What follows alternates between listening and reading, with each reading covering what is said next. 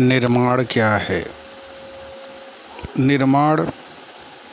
और कार्य में बहुत का अंतर होता है। चाहे वह समाज का निर्माण हो या मानवता का निर्माण हो, धर्म का निर्माण हो। हम यहाँ पर निर्माण को समझने की कोशिश करेंगे। आत्मधुनी योग समिति छत्तीसगढ़ जब भी निर्माण की बात करता है तो इस तथ्य को हम समझ नहीं पाते हैं कि उसका मूल स्वरूप क्या है, कि आखिर उद्देश्य क्या है, तथ्य क्या है, विषय क्या है, उसका विस्तारण क्या है। इसको हम समझ नहीं पाते हैं कि आखिर ये निर्माण किस चीज़ को कह रहे हैं। मैं आपको एक उदाहरण से बताना चाहूँगा कि निर्माण की क्रिया क्या है। चलिए अब आप समझिए कि आपके पास एक मकान है, तो मकान की पुताई करना, मकान की रंगाई करना, मकान के टूट फूट की साज सज्जा करना, उस मकान में कार्यक्रम करना, मकान में कोई सामान ला कर रखना या मकान के सामान को हटाना, मकान के अंदर बाहर की साफ सफाई करना, यह निर्माण की क्रिया नहीं है। आप भी जानते हैं कि मकान के अंदर कुछ कार्य गतिविधि करना, उसकी रंगाई पुताई करना, वहाँ से सामान हटाना, वहाँ सामान लाना, ये कोई निर्माण की क्रिया नहीं है। मकान के निर्माण की क्रिया कहाँ प्रारंभ होती है? जो व्यक्तित्व इस बात को समझता है कि मुझे बनाना क्या है, मेरी आवश्यकता क्या है, सबसे पहले समझता है कि मुझे आवश्यकता क्या है। आवश्यकता के तात्पर्य है कि मुझे कितने मकान चाहिए और मुझे मकान चाहिए और उस मकान में क्या क्या होना चाहिए, उसकी व्यवस्था क्या होगी, उसकी उपयोगिता क्या होगी और उस मकान के स्ट्रक्चर का पूरा एक दूसरे से संबंध कैसे होगा, उसकी सुविधा, उसकी व्यवस्था क्या होगी। इस बात को समझना, फिर समझ कर निर्माण के लिए अग्रसर होना, यही मूल चीज़ है निर्माण के लिए।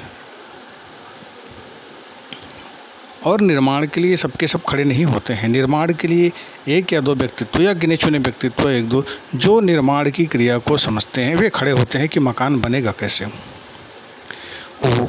वर्षा से बच सके, बाढ़ से बच सके, तूफान से बच सके, धूप से बच सके और व्यक्ति वहाँ सुविधापूर्वक रह सके,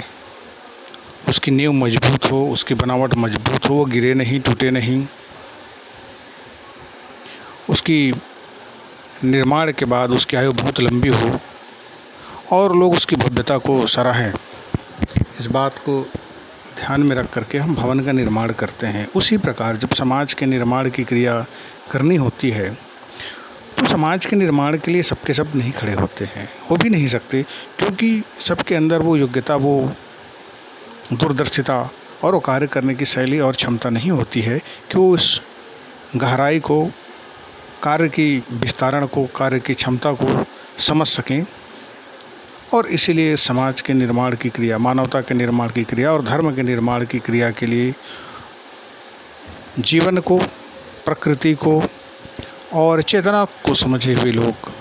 कर्मवान व्यक्तित्व खड़े होते हैं और फिर मानव समाज के निर्माण के लिए, मानवता के निर्माण के लिए, धर्म के निर्माण के लिए एक पूरा ब्यौरा, एक स्ट्रक्चर तैयार करते हैं कि हम मानवता के कल्याण के लिए, मानव समाज के दिशा निर्देश के लिए, एक अच्छे व्यक्तित्व, एक आदर्श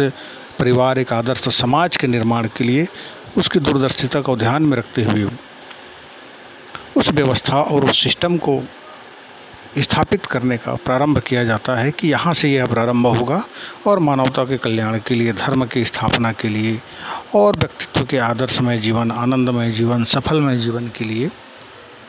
वो व्यवस्था और सिस्टम का निर्माण करते हैं। प्रारंभ में बहुत कठिनाई होती है क्योंकि उस समय निर्माण करता ही उस निर्माण के लिए अग्रसर होता है, क्योंकि वह जानता है कि कहाँ पे किस चीज़ को करना है, कहाँ क्या चीज़ स्थापित करना है, कहाँ किस चीज़ का निर्माण करना है और उस निर्माण में क्या क्या होना है, क्या नहीं होना है, इस चीज़ का सारा ब्यौरा, सारा तथ्य उनके दिमाग में रहता है। तो यह जो निर्माण की क्रिया है यह बहुत कठिन होता है। जब हम भवन का निर्माण करते हैं तो भवन का निर्माण जो होता है वह नींव से शुरू होता है कि पहले हम ज़मीन की नींव की खुदाई करेंगे, फिर नींव में हम जो अनगढ़ पत्थर हैं उनको डालेंगे, फिर उसके ऊपर हम व्यवस्थित रूप से उसका आधारशिला देंगे, फिर उसके ऊपर हम सुसज्जित रूप से दीवार का निर्माण करेंगे, फिर इसके ऊपर हम छज्जा देंगे। छज्जा के ऊपर में हमें जो भी सुविधाजनक चीज़ें होंगी हम उसमें और निर्माण की क्रिया में जोड़ेंगे। लेकिन जब भवन का निर्माण हो जाता है तब फिर वहाँ लोग आते हैं, भीड़ जुड़ती है, लोग फिर कहते हैं कि बड़ा भव्य भवन है, बहुत मजबूत है, बहुत सुंदर है। तो ध्यान रखिए, निर्माण की क्रिया एक बहुत अलग विधा है। यहाँ पे आप ध्यान दीजिए कि जब लोग भवन के उद्घाटन कार्यक्रम में आते हैं तो आदमी यही कहता है कि आज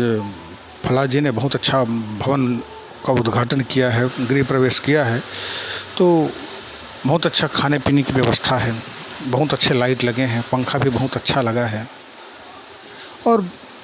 बहुत भव्य व्यवस्था उन्होंने किया है। लेकिन आपने कहीं पर नहीं सुना होगा कि भवन इतना बढ़िया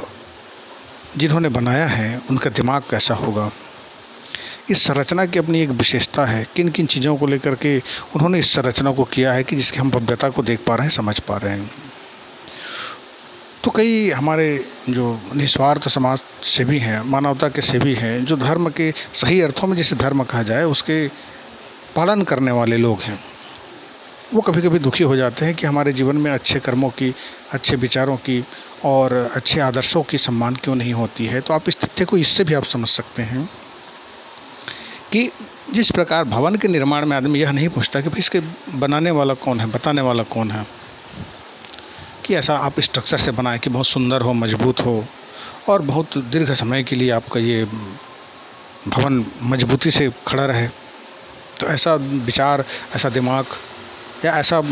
सिस्टम किन्होंने आपको प्रदान किया। ये शायद कोई उस सैकड़ों जो लोग आते हैं उसमें से कोई एक आध दो व्यक्ति पूछते हैं कि वे कौन हैं जिन्होंने बनाया। तो अगर आप अच्छे धर्म को समझते हैं, मानवता को समझते हैं, मानव समाज के निर्माण चाहते हैं, तो आप कभी यह ना सोचें कि मैं निर्माण की क्रिया में संलग्न हूँ तो लोग मुझे पूछेंगे, मेरा सम्मान करेंगे या इस तथ्य को जानने की कोशिश करेंगे कि आखिर इसकी आधारशिला क्या है, क्योंकि लोग निर्माण की क्रिया को नहीं समझ पाते हैं। तो निर्माण एक कठिन चीज़ है और इसके बहुत ही कम जानकार और कर्मवान व्यक्तित्व होते हैं जो निर्माण की क्रिया में संलग्न होते हैं। तो अगर आप धर्म या समाज का निर्माण चाहते हैं, मानवता का निर्माण चाहते हैं, तो उसके लिए आपको ऐसे विद्वान व्यक्तित्व, ऐसे श्रेष्ठतम व्यक्तित्वों की आवश्यकता होती है जो उस पूरे मानव समाज में मानवता की स्थापना, धर्म की स्थापना, आदर्शों की स्थापना के लिए पूरा एक स्ट्रक्चर, एक उसकी आधारशिला तैयार करें। उसका मानव के जीवन में संबंध, पारिवारिक संबंध, उसका आने वाले पूरे देश में और विश्व स्तर तक उसका संबंध, उसके प्रभाव को समझते हुए धर्म, मानवता और श्रेष्ठता को स्थापित करने का, आदर्श को स्थापित करने का